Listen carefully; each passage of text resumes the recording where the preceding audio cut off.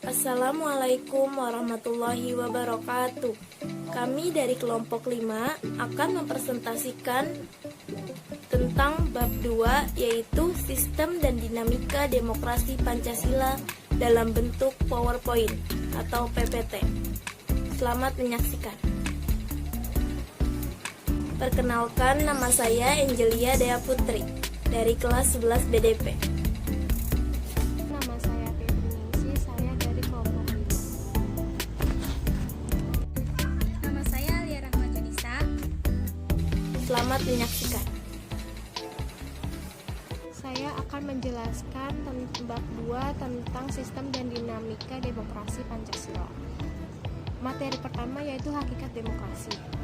Makna dari demokrasi menurut salah satu ahli yang bernama Abraham Lincoln, yaitu demokrasi adalah sistem pemerintahan yang diselenggarakan oleh rakyat, dari rakyat, dan untuk rakyat. Artinya rakyat memiliki kebebasan dalam kegiatan kehidupan sehari-hari, termasuk salah satunya kehidupan berpolitiknya, tanpa ada tekanan atau suruhan dari pihak luar atau dari orang lain.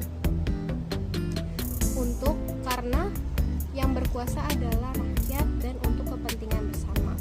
Demokrasi secara umum maknanya adalah landasan dalam menata sistem pemerintahan negara ke arah yang lebih baik. Materi selanjutnya, klasifikasi demokrasi. Demokrasi itu dibagi menjadi beberapa klasifikasi. Yang pertama, berdasarkan titik berat perhatiannya. Berdasarkan titik berat perhatiannya itu ada pertama, demokrasi formal, yaitu demokrasi yang menjunjung tinggi persamaan dalam bidang politik dianut negara-negara liberal atau negara-negara bebas. Kedua, demokrasi material. Demokrasi yang menitik beratkan upaya menghilangkan perbedaan dalam bidang ekonomi dianut oleh negara-negara komunis, tidak memandang perbedaan ekonomi di dalamnya. Ketiga, demokrasi gabungan. Itu tuh demokrasi yang mengambil kebaikan dari kedua jenis demokrasi yang tadi dijelaskan, yaitu demokrasi formal dan material, dan mengambil kebaikan dari sisi keduanya, dianut oleh negara-negara non-blok. Yang kedua, klasifikasi demokrasi berdasarkan ideologinya. Yang pertama, demokrasi konstitusional atau liberal, demokrasi yang didasarkan pada kebebasan atau individualisme atau sendiri-sendiri. Dua, demokrasi rakyat atau proletar, demokrasi yang didasarkan pada paham marxisme atau komunisme. Lalu, klasifikasi demokrasi berdasarkan proses penyaluran kehendak rakyat. Yang pertama, ada demokrasi langsung, demokrasi yang mengikutsertakan setiap warga negaranya dalam permusyawaratan. Dua, demokrasi tidak langsung, demokrasi yang dilaksanakan melalui sistem perwakilan saja, tidak semua rakyat ikut. Lalu ada prinsip-prinsip demokrasi. Prinsip-prinsip demokrasi menurut Henry, yaitu pertama, menyelesaikan perselisihan dengan damai dan secara lembaga. Kedua, menjamin terselenggaranya perubahan secara damai dalam suatu masyarakat yang sedang berbenah. Ketiga, menyelenggarakan pergantian kepemimpinan secara teratur, seperti kayak pergantian presiden 5 tahun sekali. Keempat, membatasi pemakaian kekerasan sampai minimum. 5, mengakui serta menganggap wajar adanya keanekaragaman, karena Indonesia adalah negara yang keanekaragaman. Keenam, menjamin tegaknya keadilan.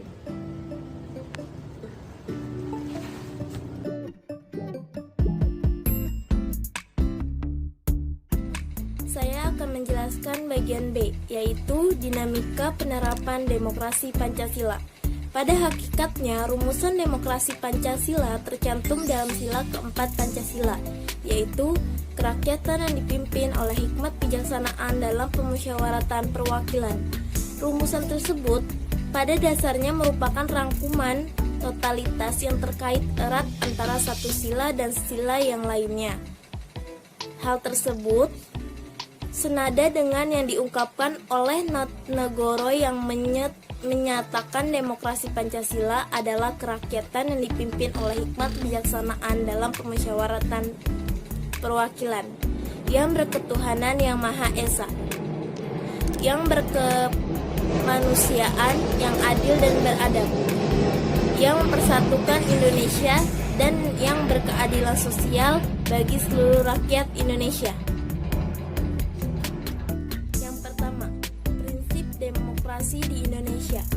Prinsip demokrasi di Indonesia bagi bangsa Indonesia pilihan yang tepat dalam menerapkan paham demokrasi adalah dengan demokrasi Pancasila. Paham demokrasi Pancasila sangat sesuai dengan kepribadian bangsa yang ditata nilai sosial budaya sendiri.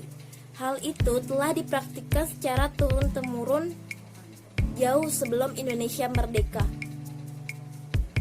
Kenyataan ini dapat kita lihat pada kehidupan sebagian besar masyarakat Indonesia yang menerapkan musyawarah mufakat dan gotong royong dalam menyelesaikan masalah-masalah bersama yang terjadi di sekitarnya.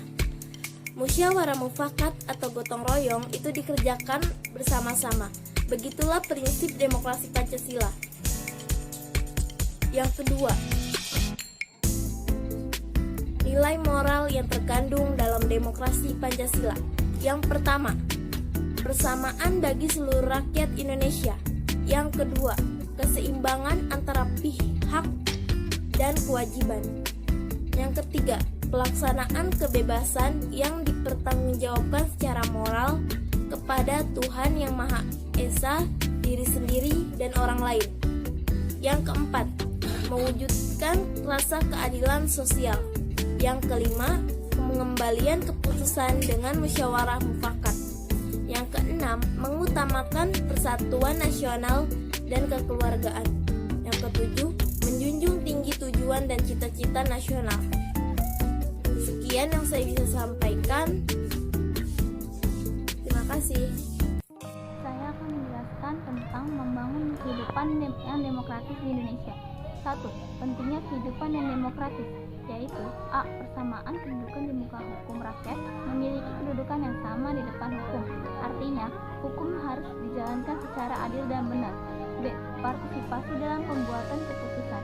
Membuat kebijakan harus memperhatikan aspirasi rakyat. Kebijakan yang dikeluarkan harus mewakili keinginan masyarakat. C. Distribusi pendapatan secara adil. Pemerintahan wajib memberikan bantuan kepada fakir atau yang berpendapatan rendah dan membuka lapangan pekerjaan. D.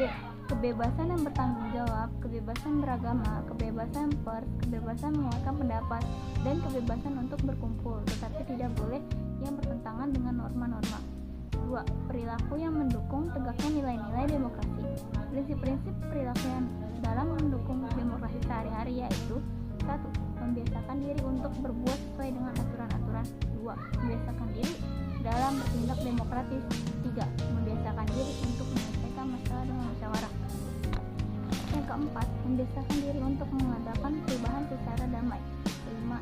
Membiasakan diri dalam memilih pemimpin dengan cara-cara yang demokratis. Keenam, menggunakan akal sehat dan hati nurani dalam bermusyawarah. 3. Pentingnya pertanggungjawaban dalam demokrasi di Indonesia. Mempertanggungjawabkan hasil keputusan musyawarah baik kepada Tuhan Yang Maha Esa maupun masyarakat, bangsa, dan negara, bahkan secara pribadi, yaitu A. Menuntut hak setelah melaksanakan kewajiban. B. Menggunakan kebebasan dengan rasa tanggung jawab. C. Mau menghormati hak orang lain dalam menyampaikan pendapat.